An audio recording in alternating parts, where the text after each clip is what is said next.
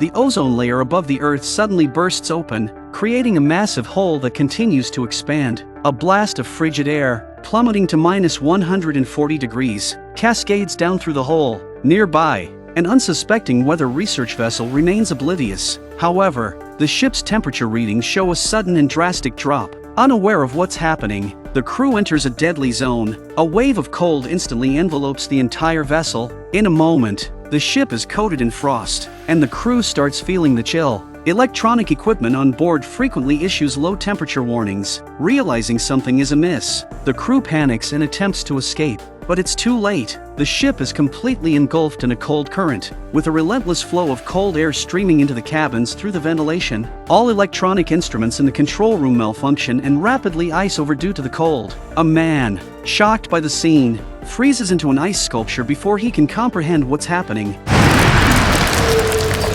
Soon, the cold wave invades an island. A dog, sensing something wrong, barks incessantly at the cold current. A boy walks over and looks up, unaware of what it is. In the next second, the cold front hits him rapidly, and soon after, a family turns into ice sculptures. Days later, the unmanned research vessel crashes on a beach, engines still running. This incident draws serious attention from local authorities, with firefighters and ambulances dispatched. All 14 crew members are confirmed dead. Weather experts Jack and his assistant Zoe rush to the scene after receiving a call. Jack never expected his friend, whom he spoke to just 3 days ago, to die so mysteriously. The accident occurred in a very strange manner. The cause of the crew's death remains unknown, with only severe tissue damage evident on their bodies. Jack then takes the victims back to the lab. Under the microscope, he discovers a shocking scene. The body's cells contain a large number of ice crystals, meaning they were instantly frozen by a roughly 100-degree cold current. But how could the sea temperature be so low? It's a mystery. To understand what happened,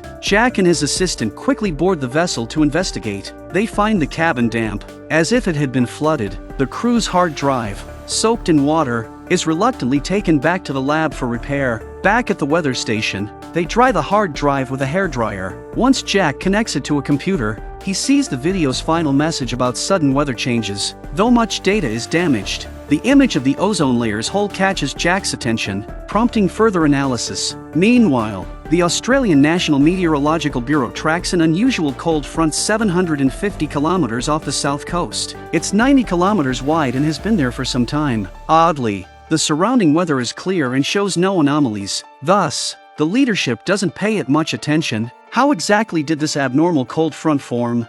Jack and Zoe soon successfully repair the hard drive. According to the recovered data, the disaster began with a recent solar eclipse, which unexpectedly affected the mesosphere, located above the ozone layer, leading to a sudden temperature drop. Though the ozone layer usually acts as a buffer against cosmic cold fronts, nuclear pollution in the oceans caused a rapid increase in atmospheric pressure in the ozone layer. As it's known that cold air flows towards warmer areas, the lethal cold front from the mesosphere directly penetrated the ozone layer and headed for the Pacific Ocean surface. Thus, the research vessel was attacked before it could react. Upon hearing this, Walter, the head of the Meteorological Bureau, frowns and asks Jack how cold this air is. Jack solemnly informs him it's -140 degrees, dropping about 40 degrees when reaching the sea surface, but still instantly freezing to humans. He warns that the cold front will soon hit the coast. Jack urges Walter to warn everyone to take shelter. However, Walter considers these mere speculations without concrete evidence, not enough to cause unnecessary panic among the public. He suggests Jack continue monitoring the cold front while he asks other meteorological teams to conduct similar analyses. Jack,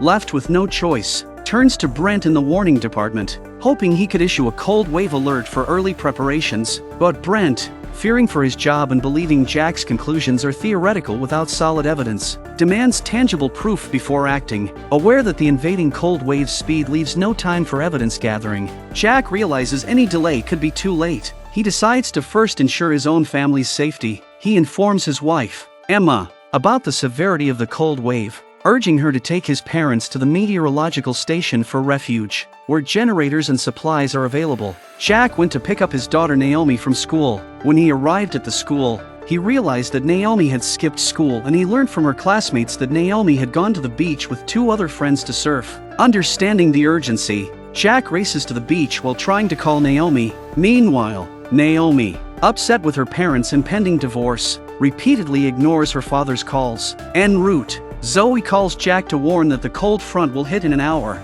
with the beach as its first target, and he's still an hour away. Jack has no choice but to speed up, but the cold front is already approaching the coast. Jared was happily surfing the waves, unaware of the impending danger. Suddenly, the girls notice a mist rising from the distant sea, slowly approaching them. Jared thought it was a cool sight. Naomi was curious. She took out her mobile phone to take a picture and seemed to think something was wrong. Jack arrives and immediately runs towards the beach, but it's too late. The cold front is too close, leaving no time to escape. Franny doesn't have time to escape and is instantly turned into an ice sculpture by the cold wave. Frozen in place, Jared struggles to swim back, but the white cold wave engulfs him, freezing him in the sea. Seeing that the cold current has already spread to the shore, Jack hurriedly pulls his daughter and runs wildly, but the cold wave spreads rapidly upon reaching the shore, and father and daughter barely escape into their pickup truck. Jack swiftly turns the truck around, narrowly avoiding the cold wave's pursuit at the last moment. During their escape,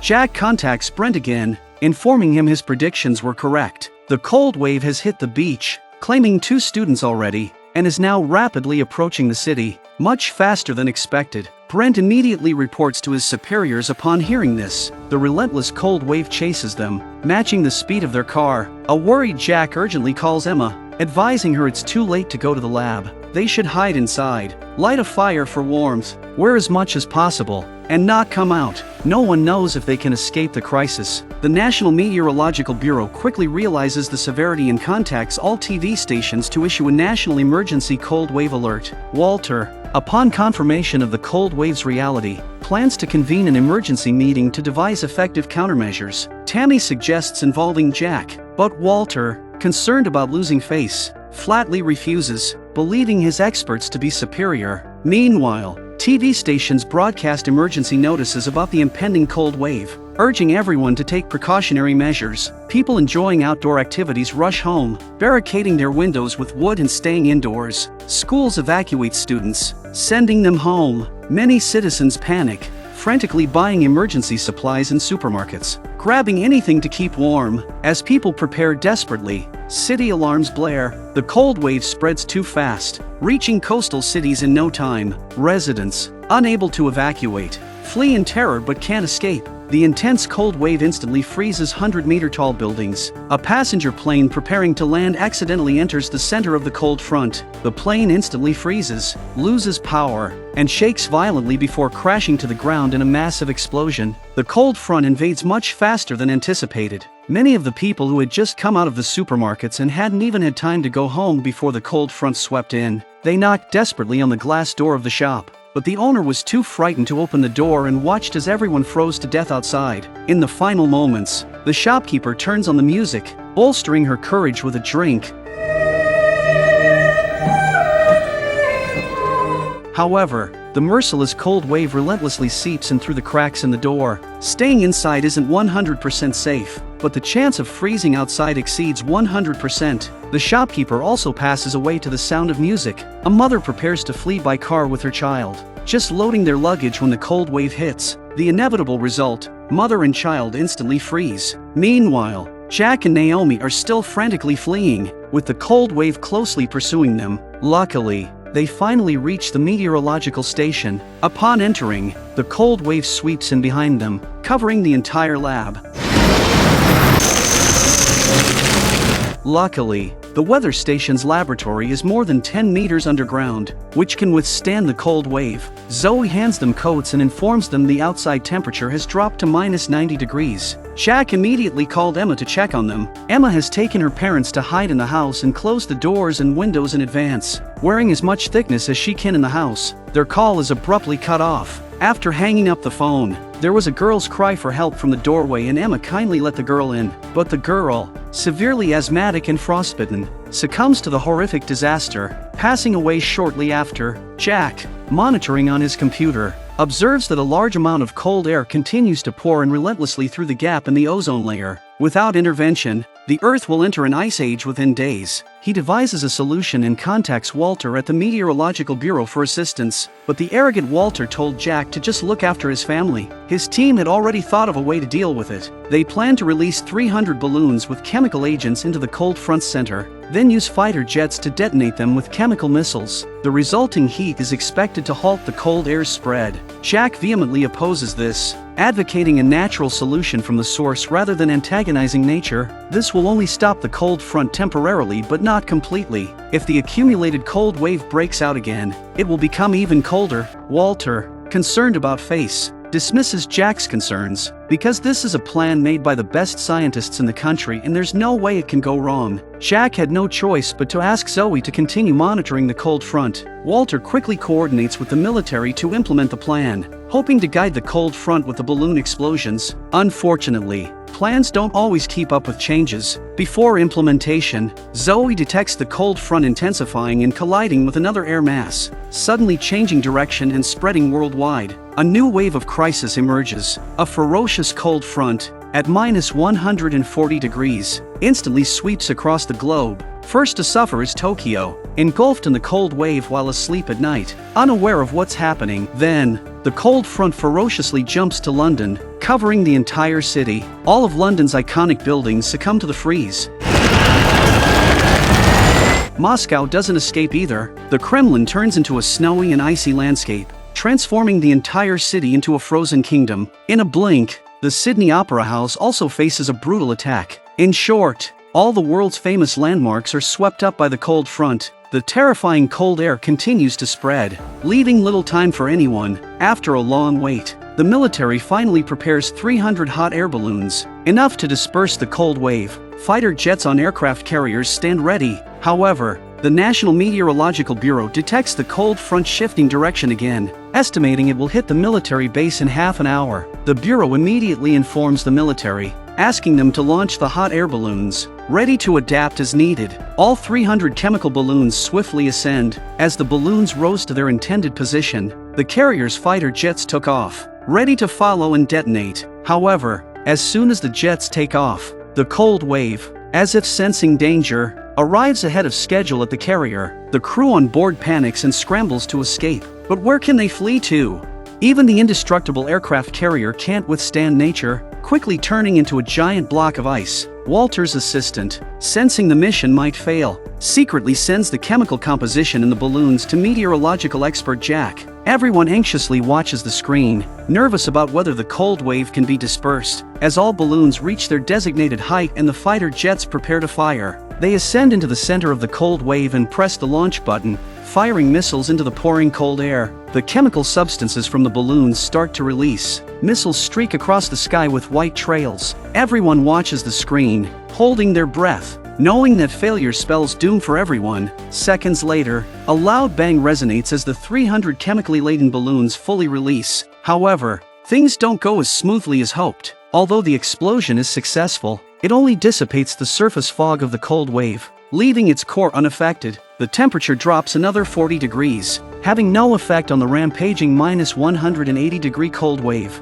Walter reluctantly announces the failure to the public, admitting his powerlessness, now only able to console people to accept their fate. As fear of death looms, the atmosphere hits rock bottom. Jack decides he must rely on himself. With the cold wave at -180 degrees, all aircraft carriers are completely out of commission. All iconic buildings remain frozen. The Golden Gate Bridge, which has survived so many catastrophes, is once again under attack, as if it's suspended in the sky tens of thousands of meters above the ground. In 24 hours, the world will be plunged into an ice age. Facing this unprecedented crisis, humanity ponders what course of action to take. Desperate for solutions, Walter asks Jack about his earlier plan. Without holding grudges, Jack reveals his idea, launching a rocket with high explosive fuel to the ozone layer's gap, triggering a lightning chain reaction that nature will then heal on its own. His simulations showed that lightning's high voltage could self-repair the ozone layer gap, cutting off the cold front source.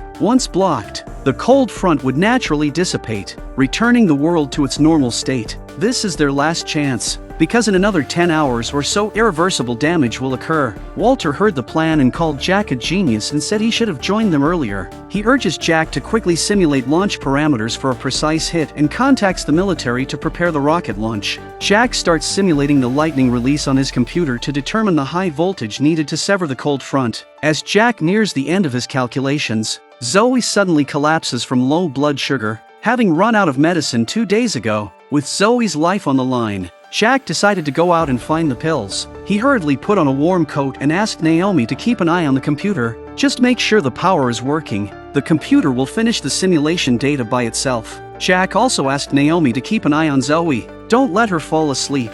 He'll be back as soon as possible. After giving these instructions, Jack hurries out to find medicine. The orbital path calculation is already complete, and the military is ready with the rocket. Waiting for Jack's data, Walter video calls the lab but is surprised to see Naomi, a young girl, on the screen. Naomi is flustered, and Walter is equally taken aback. Learning Jack is out for medicine, Walter has no choice but to instruct Naomi to transfer the completed simulation data. Naomi says she doesn't know how and suggests waiting for her father. Walter's going crazy. He can't wait. Cold front's already attacked. If the rocket launch site is attacked, then the last hope of mankind will be destroyed. Walter calmly calmed Naomi down and began to teach her how to upload the data to him step by step. Hits the launch site, it's too late.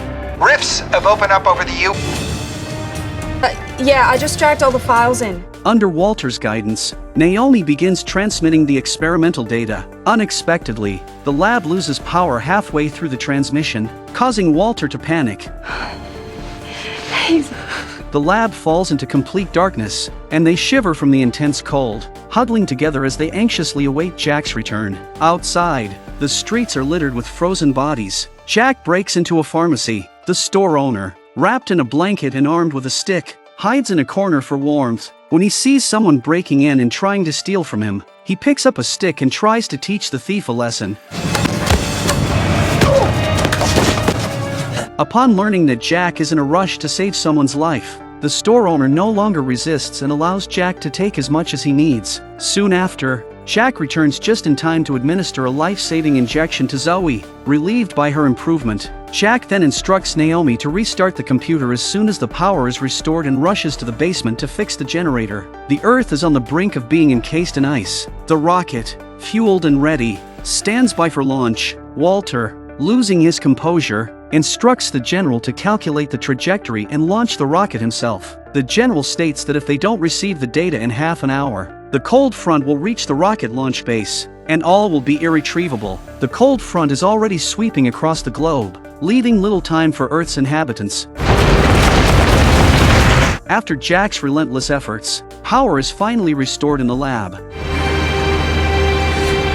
He quickly reboots the computer and finds the experimental data automatically saved by the system during the power outage. Much to his relief, Jack successfully transmits the data. Walter receives the data and immediately forwards it to the military. The 3 supersonic rockets that obtained the location data shot up from the secret base and flew towards the ozone hole in the sky. Arriving at the target area 1,740 seconds later, everyone was staring at the screen with wide eyes and nervousness. The rocket soon passes through the atmosphere and into outer space. Gliding along a set trajectory, 15 seconds from detonation, the rockets release the high explosive fuel. They crash precisely into the hole in the ozone layer and explode at the exact location of the gap. As Jack predicted, lightning and thunder erupt from the ozone layer's hole, which visibly begins to heal at a rate detectable to the naked eye. Everyone is glued to their computer screens as satellite data eventually shows an 80% decrease in ozone depletion. The cold front, having lost its source, gradually dissipates, and humanity triumphs over this natural ordeal, erupting into cheers of joy. Eventually, the cold wave recedes, and the hopeful sun rises slowly, thawing the world and reviving all life. Jack reunites with his daughter and wife. Although they were facing a divorce before the disaster, Emma followed Jack's instructions to prepare to take her parents to the lab and stayed at home as Jack instructed when the situation worsened, showing great trust in Jack at a critical time. Though Emma had concerns about Jack's unstable job, her faith in him remained steadfast, underlining that trust is the foundation of their marriage. Zoe had long harbored a secret admiration and love for Jack. In a critical moment of her life, Jack went out to find medicine for her. Seeing Jack reunite with his family, Zoe, feeling a mix of emotions, ultimately kept her love hidden deep within her heart. In the end, Walter is left alone, deeply saddened by the loss of his wife in a plane crash caused by the cold wave. Possibly filled with regret at that moment,